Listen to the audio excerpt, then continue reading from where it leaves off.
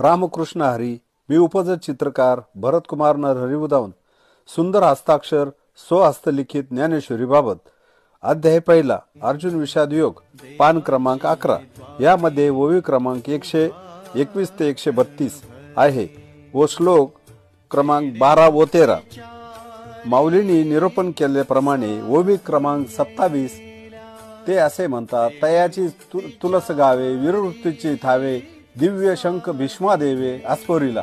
त्याचं त्यांनी निरूपण करताना असे म्हणले आहे की त्यांनी भीष्मदेवांनी केलेली गर्जना आकाशात न सामावल्यामुळे तिचा प्रतिध्वनी पुन्हा पुन्हा नदू लागला.